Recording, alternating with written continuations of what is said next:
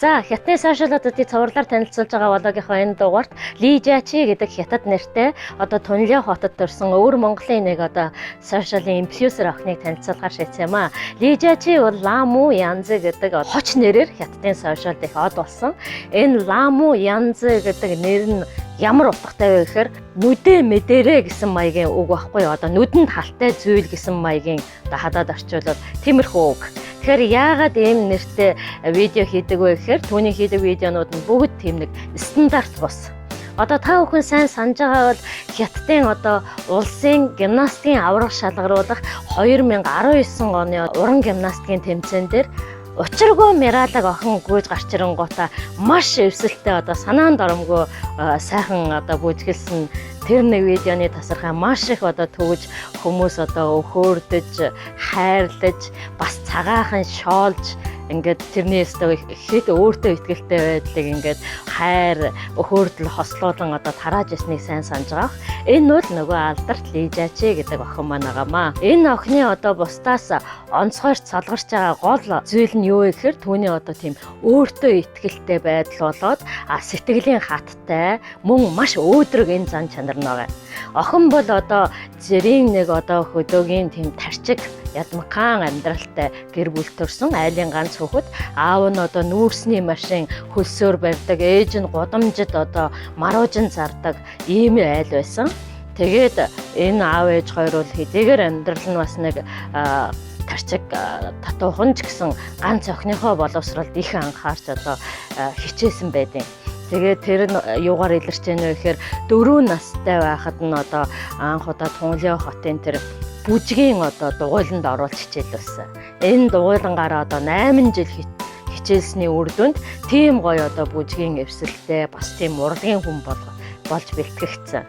Дараа нь аав ээж нь ярихдаа бол тухайн үед хамгийн хямдхан сургалтад бүжгийн дугуйлан л байсан юм а гэж хэлсэн байдаг л да. Тэгээд охин яг Хятадд ч бол манайхан шиг ингээд 1-р ангидаа ороод 10 төгслөө туушандаа төгсчдгөө бага сургууль төгсөөд, дунд сургууль төгсөөд, ахлах сургууль төгсдөг. Үүндээ бол 3 сургуулиар дамждаг байхгүй.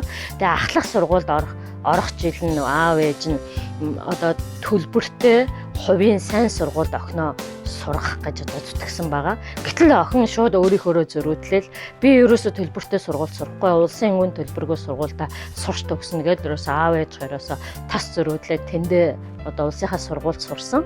Энэ охин бол ийм өөрийн үзэл бодолтой, яг өөртөө маш ихтэй.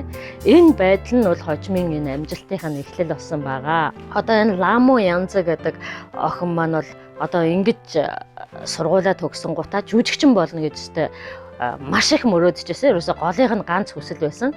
Гэтэл Хятад улсад жүжигчин болох бол маш амаргүй хүнд таваа тав хүн ч гэсэн сайн мэдж байгаа. Тэрбум хагас хүнд амтай энэ их улсаас жинхэнэ төгс төгөлдөр царай зүс бие бэлдартай хүмүүс жүжигчин болдог, авьяас чадвар нь тийш хүмүүс жүжигчин болдог. Гэтэл энэ охин бол ёстой нөгөө байдал нэг гэдэг шиг жирийн л нэг тийм хөөрхөн охин төрөлхийн мяратай их мяралаг. Тэгээд ахлах ангид орохдоо хашрын ингээ шанаа төвшин их өргөн болоод нүдэн ойнгор болоод их том хацартай болоод жинхэнэ нөгөө шинж яг бүрэлдсэн байгаа. Гэсэн мөртлөө яг жүжигчин болно гэж зүтгээд байхад нь бол найзууд нэг шоолдог. Чам тийм жүжигчин болох өв тэгш би бэлдэр байна уу? Юу байна? Өгөөдөл жингийн илүүдэл чи юм байна. Тэрэнд ерөөсө бууж өгдөггүй. Тэгэл жүжигчин болно гэдээ яг сургууль шалгуулж хат наав ээж хоёр нь за миний охин ёстой хүнжлийгөө хэрээр хөлөөж игээрээ чи чүнчний их сургуульд сэтгүүл зүйн чиглэлээр сурчгаа. Тэгээ сэтгүүл чүнчин бол юу ч сурч бас боловсрч нийгмийн олон талтай амьдралын дунд явах боломжтой гэж зөвлөөд тэгээ охиноо тийм сургуульд оруулсан.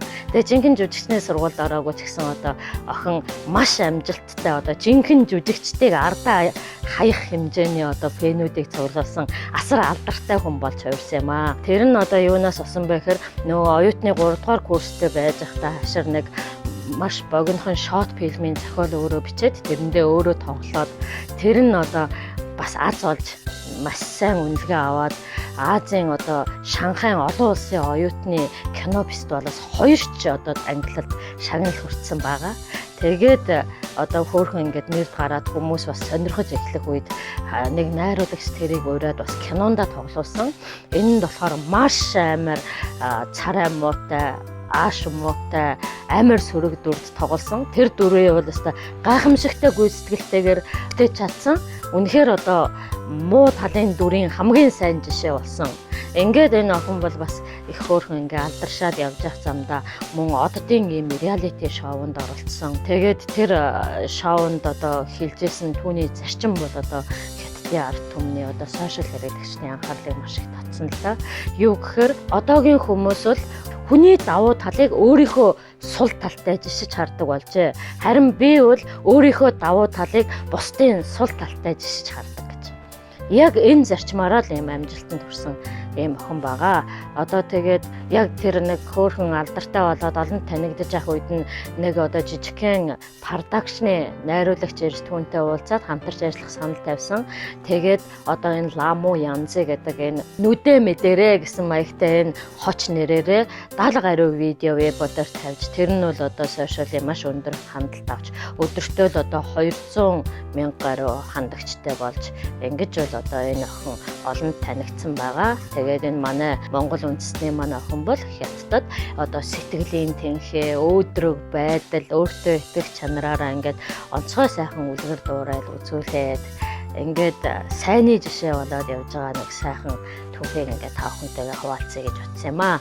Одоо Лижачи охин бол одоо тэр илүүдэлчингээ хайсан, өөртөөгөө бас маш их тэмцсэн. Тэгээд тэр байтугай бүр Нью-Йоркийн асар том тайзан дээр фэшн шоунд оролцож одоо загварын үзүүлбэр үзүүлсэн байгаа.